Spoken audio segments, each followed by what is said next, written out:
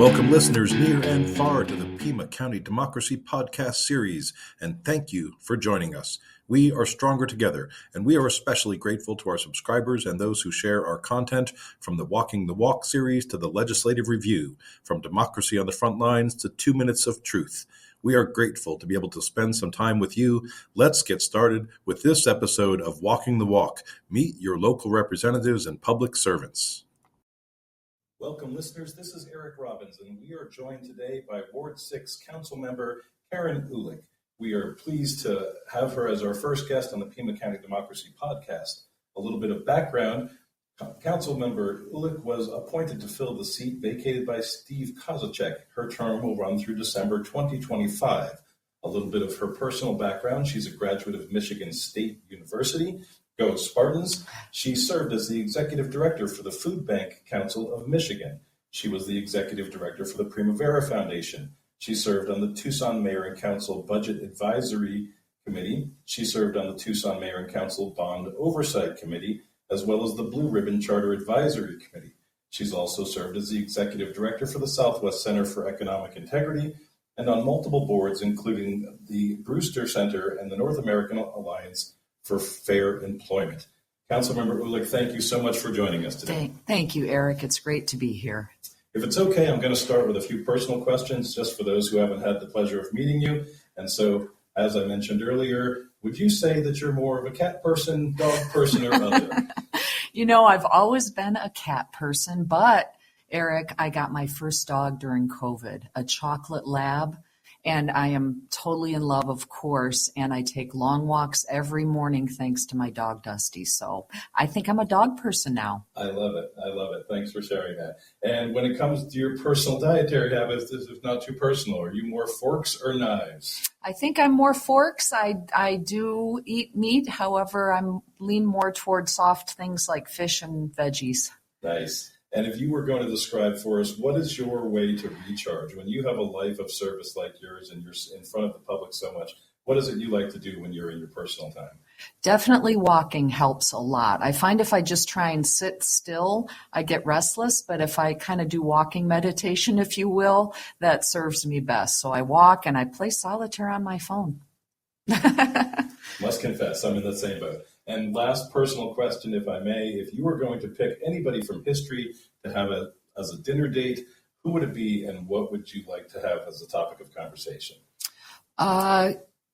You know, the person who came to mind is Maya Angelou, and I'm not sure I would settle on a particular topic. I would just love to listen to her speak for hours. I find her wisdom to be really very moving and inspiring. Great choice. Great choice. Thanks for sharing that. Sure. Let's move into the topic of conversation today. We're going to be talking about Proposition 414. So, if you don't mind providing a little bit of background for our listeners, why was Proposition 414 necessary and what were the origins of it at the Mayor and Council? Yeah, Eric, thanks for the question. The mayor and council began contemplating the need for this proposition when Arizona passed the flat income tax. Right when that occurred, which is regressive, of course, we knew we would be losing state revenues to the tune of at least $27 million a year. As we worked with the community as well as our employee unions and city leadership, we recognized that with really strategic investments, we could save money over the long run, dramatically improve services and impacts for the community by front-loading investments. And I think we came up with the most balanced package that's responsive to our priorities that we possibly could have. Appreciate that. When making any decision, it's oftentimes instructive to consider what are the reasons against it or who might be against it and why. Can you cast any light on that for us, please? Yeah, I mean, I think to be fair, Eric, there are definitely folks who I suppose would be characterized as on the left who really are I think our whole community is very concerned about homelessness and affordable housing. It's a crisis in Tucson, throughout Arizona, throughout our nation. And so there are advocates who want the package to lean way more toward investments in services for homeless folks and affordable housing. The other constituency that is coming out really strong with a lot of money and a lot of advertising, I would characterize as not necessarily the business community, because there are business leaders in favor of 414, but business associations. There's sort of a level of anonymity that business groups can offer to their membership by being the sponsors of these no ads. I do want to note a couple of things, Eric, that I think, and I think Bob Cook actually called this out in a recent editorial in the Daily Star. Many of the groups opposed to 414 have already lined up for a half-cent sales tax for the RTA next, a transportation plan that will probably go before the voters in November.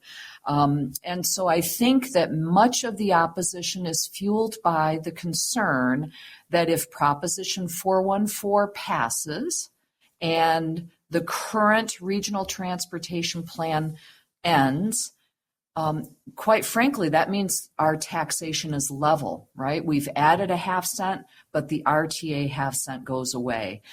Business folks behind the RTA, I think, are concerned that if 414 passes, the next 10, 20-year package for the RTA will not pass.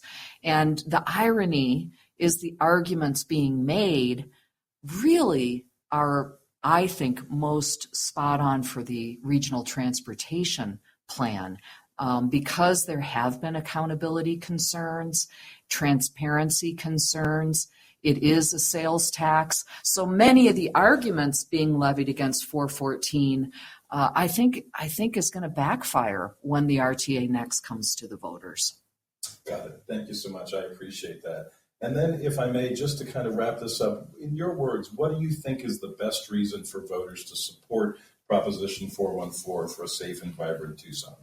Well, as I said, Eric, these are really strategic investments. Certainly, we're committed to continuing to invest in public safety and affordable housing, but it will be at a level much, much lower.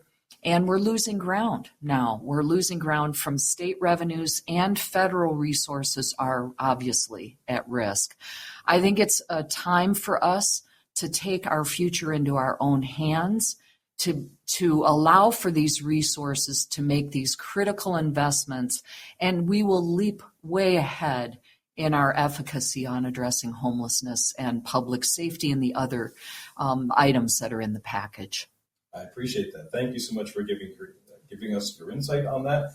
This has been the Pima County Democracy Podcast with Council Member Karin Uhlich. Thank you again for listening.